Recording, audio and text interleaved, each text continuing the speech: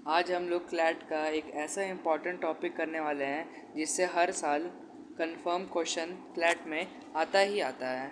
उस टॉपिक का नाम है फिगर ऑफ स्पीच, जिसे हम हिंदी में अलंकार कहते हैं और अलंकार का अर्थ आभूषण होता है। सबसे पहला फिगर ऑफ स्पीच के बारे में हम लोग ये जानेंगे। फिगर ऑफ स्पीच हमारे जो वोकेबलरी होती है या हम लोग के बोलने का जो तरीका होता है उसको बहुत अच्छे तरीके से प्रेजेंट करने में मदद करता है, अगर हम लोग इन फिगर ऑफ स्पीच का इस्तेमाल करेंगे तो। अब देखते हैं सबसे पहला फिगर ऑफ स्पीच जो कि है सिमिली। अब इसका हम लोग डेफिनेशन देखेंगे। A comparison of two unlike thing using the word like और एज। इसमें दो वर्ड रहना चाहिए, लाइक और एज। इस फिगर ऑफ स्पीच में दो अनलाइक थिंग का कंपैरिजन होता है, जैसे लाइफ और बॉक्स ऑफ चॉकलेट। ये दोनों एक लाइक नहीं, ये दोनों अनलाइक चीज़ है। अगर जैसे यहाँ पे रोज़ लिखा हुआ है, अगर यहाँ पे रोज़ का कंपैरिजन जैस्मीन से होता तो वो एक लाइक चीज़ होती। इसलिए यहाँ पे हम लोग दो अनलाइक चीज़ का कंपैरिजन देख रहे हैं। The girl is as beautiful as a rose. और इसी सिमिली पर एक गाना भी है, आप लोग सुने होंगे, एवरीथिंग एट वंस। टोटल इसी पे बेस्ड है। अब अगला हम लोग फिगर ऑफ स्पीच देखेंगे, मेटाफर। मेटाफर का सबसे पहले डेफिनेशन देखेंगे। A comparison of two unlike thing without using the word like और एज। इसमें हम लोग डायरेक्ट कंपैरिजन करते हैं और ये दोनों में एक ही डिफरेंस है कि सिमिली में हम लोग वर्ड यूज़ करते हैं जो कि इनडायरेक्ट कंपैरिजन होता है इसमें, लेकिन हम लोग डायरेक्ट उससे कंपेयर कर देते हैं। ठीक है, अब आगे बढ़ते हैं हम लोग पर्सोनिफिकेशन में। पर्सोनिफिकेशन में क्या होता है कि हम लोग भी किसी भी चीज़ को ह्यूमन के क्वालिटीज़ देना चाहते हैं। इसका डेफिनेशन ये रहेगा, the giving of human qualities to an animal, object और आइडिया। इसका एग्जाम्पल होगा hunger sat shivering on the road. अब अगला हम लोग फिगर ऑफ स्पीच देखेंगे जो कि है हाइपरबोल। हाइपरबोल किसी भी स्टेटमेंट को बहुत ज़्यादा बढ़ा चढ़ा के बोलने में मदद करता है। उसका डेफिनेशन होता है an exaggerated statement that use to make a point.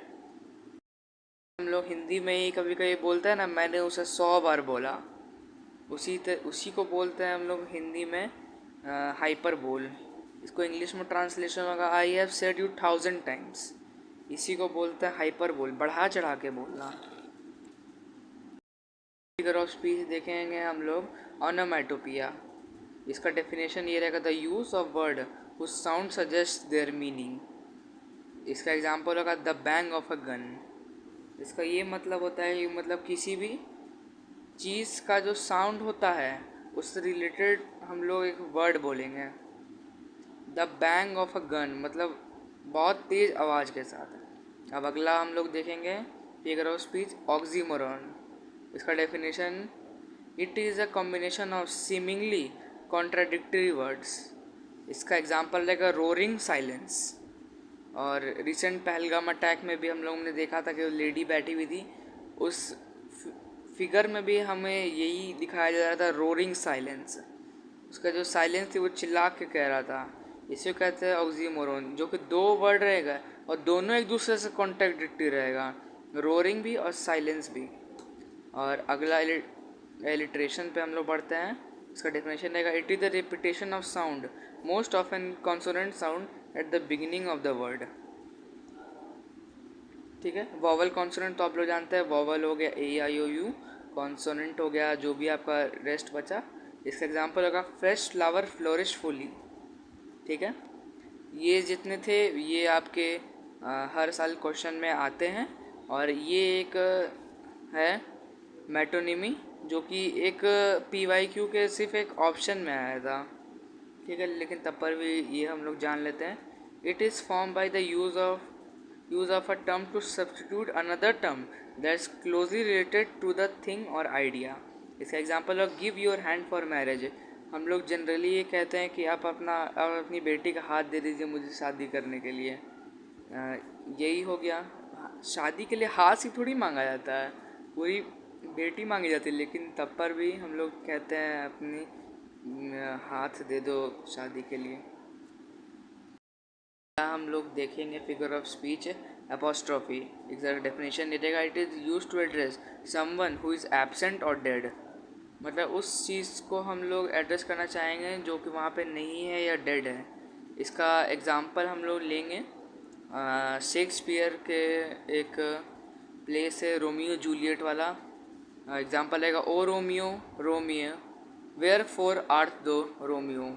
ये शेक्सपियर का ओल्ड इंग्लिश का राइटिंग स्टाइल है, जिसमें वेयर फॉर का मतलब होता है वाई और आर्थ दो का मतलब होता है वेयर आर यू रोमियो। और इस सेंटेंस में जूलियट रोमियो से उसकी आइडेंटिटी के बारे में पूछ रही है। लेकिन अब हम लोग आगे बढ़ते हैं कि जो क्लैट के लिए इम्पोर्टेंट तो नहीं है, लेकिन स्कूल्स में जनरली कभी कभी पूछा जाता है, जैसे pun. It is play with sound that have multiple meaning. इसका एग्जाम्पल रहेगा, you are right so I left. तुम दाएं थे इसीलिए मैं बाएं चला गया। और इसका एक और मतलब हो सकता है कि तुम सही थे इसीलिए मैं छोड़ के चला गया रूम।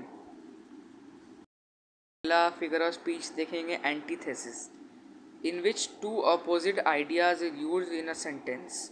इसमें दो डिफरेंट आइडियाज़ यूज़ होते हैं और इसमें मल्टीपल मीनिंग यूज़ होता है। इसका एग्जांपल होगा, united we stand divided we fall. ठीक है। और एक पन, इसमें मल्टीपल मीनिंग। एक एंटीथेसिस, इसमें अपोजिट आइडिया। और स्कूल में ये भी पूछा जाता है, ऑक्सीमोरॉन और एंटीथेसिस में डिफरेंस। और ऑक्सीमोरॉन एंटीथेसिस में एक ही डिफरेंस है कि ऑक्सीमोरॉन में दो वर्ड रहेंगे वो कॉन्ट्रडिक्टरी रहेंगे, लेकिन एंटीथेसिस में जो रहेंगे वो डिफरेंट अपोजिट आइडियाज़ रहेंगे।